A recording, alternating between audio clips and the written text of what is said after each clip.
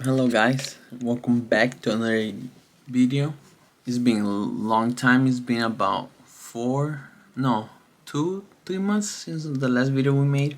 It's very exciting to be back, to be in front of the camera. I really enjoy making these videos. I just get lazy and don't pick up the camera. But once I'm here doing it, I get very excited because I really like doing this, especially since I know how to edit them now a little better to put the subtitles. Yes, it gets very exciting, and it's easier now to pass them to my phone and edit it. Then I already got the app, so it's been a while, guys. This is updates. This is one reason I want to make this video. It's like a good news and bad news. We're gonna start with the good news. Good news. The good news is that I have a girlfriend. Well, I guess it's good, but not really, because this girl, she's in love with me since the day I met her, and to her I'm like this Superman guy. She always telling me how handsome I am, how smart I am, how hardworking I am, which is a little bit weird because she sees herself as the ugly one in the relationship. That's kind of new to me. But I met her about 3 weeks ago, and I asked her out yesterday. Oh, today's May 21st. I asked her out yesterday. She's pretty fun. She's really awkward and shy, so it's funny when I talk to her because her awkwardness just comes out. So yes, that's very exciting. We work together. We No one knows that we're dating because at the office we're not really allowed to date. So we decided to keep it to ourselves to not tell nobody. So yes, for the moment nobody knows but me and her. I'm pretty sure she told her family because I'm about to see meet her family at the end of the month. She invited me to a family party, so that's where I'm going.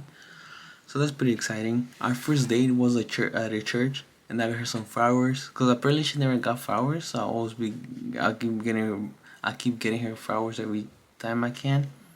But yeah, I guess that's a good news. Now the bad news is that I have failed my dream of becoming a great salesman, and that is because I have officially ran out of money.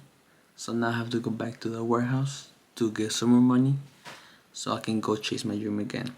And the reason this didn't work out, I wanna blame God, be like, oh God, why this didn't work out? But honestly, it was all my fault. Like Proverbs 19:3 says, a foolish person ruins his own life with his own foolishness. No, it says, man ruins his own life by his own foolishness and blames God, and that's me. The reason my dream didn't work is because I was not putting in the work. At the beginning, it was fun. I was really excited. I was waking up at 5 every day, going to the gym, reading my books, practicing my handwriting, practicing my communications, the way I speak, my accent, and everything. I was just all in. And then, because I knew it was going to be slow, but 3 months in, I saw the money was starting to run low. I was not getting no premium, I was not getting no recruits. So, what I did instead of focusing on, hey, we need to get better, we need to see what's going on, reassess.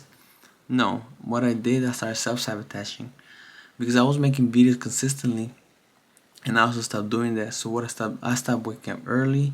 I stopped going to the gym in the mornings. I stopped reading my Bible. I stopped reading all my books. I stopped giving me a schedule. What else did I stop? I stopped eating healthy, and I started going back to my old habits to playing FIFA, watching a lot of Instagram reels, ignoring the big fact that hey, life's not going how we want to.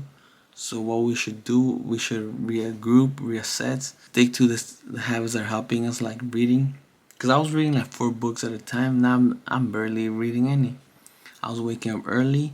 Now I stopped waking up early. And now because I'm stopped waking up early, I'm going to sleep really late on purpose, just wasting time. So that way I can, in my head, I'm being productive, but in reality, I'm not. I'm just keeping myself busy, telling myself that I'm being productive, but I'm not being productive because I'm not hitting my numbers. And that sucks because I really wanted this to work out, but at the same time, I'm being a hypocrite because I said I want this to work out, but I was not putting in the work.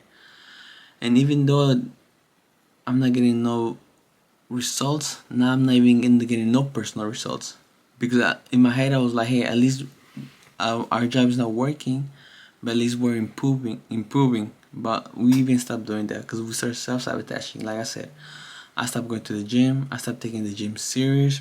I also stopped reading, practicing my handwriting, practicing my editing skills, my recording skills. What else? My accent to learn to speak better, learn to be a better communicator, and it's all my fault. And the crazy part is that I have so many people depending on me, so many people that believe in me. For example, my new girlfriend, she's really expecting me to make this work. I have my mastermind group that those two girls and that guy, they trusted me with like, hey Luis, lead us to where you telling us to go. And also I have this one girl that she's about to join full time because of me, and now I'm letting her down. I'm letting down my broker, and most importantly, I'm letting down my brothers and my parents because they all believe in me, and I was just not putting in the work. They thought I was putting in the work because I would leave my house early and come back late. But like I said, I was just keeping myself busy, entertained. I was not being productive, and I started falling back into my old habits of wasting my time watching Instagram reels, wasting my time playing FIFA, wasting my time feeling bad for myself, wasting my time trying to solve other people's problems so I don't have to face mine, and all of that caused me to run out of money and now I have to go back to my job. Luckily, my job has been wanting me back for a while, and they keep texting me, so I told them like, hey, I'll go back if you let me. You just go back 3 months, then quit again because I honestly want this to work out. But at the same time, even though everything's bad and I self sabotage, I stopped working. At least I got a lot out of it. For example, I got me my new girlfriend. I also learned that I was spending my money bad. I was trying to buy happiness when all I had to do was save and wait for the right opportunity to come so I could invest my money. So I learned that I don't need a lot of money to survive. I learned that my worst case scenario is not that bad, that I can survive, that I can be okay. I also learned that I need to put in more work, that I also learned I have a pride issue. I have always been knowing that, but that came out more. I have a jealousy issue. I have a victim mentality. I was asking God, like, hey, God, you told me to do this, and now I don't see you. I'm not getting results. What's going on? By the end of the day, I was just not putting in the work because it's a numbers game. I could have gone look for more people, tried to send more messages, do more stuff, but I was always looking for a shortcut. And what's worse, I also learned I don't face my problems. I don't face that reality. I'm aware of my problems, but I just pretend like I don't care. And I think it stems down to me getting my college degree.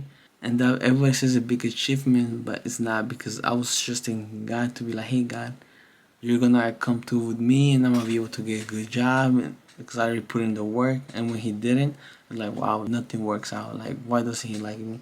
So after that, I just pretend to not care no more so it wouldn't hurt. But at the end of the day, I do care.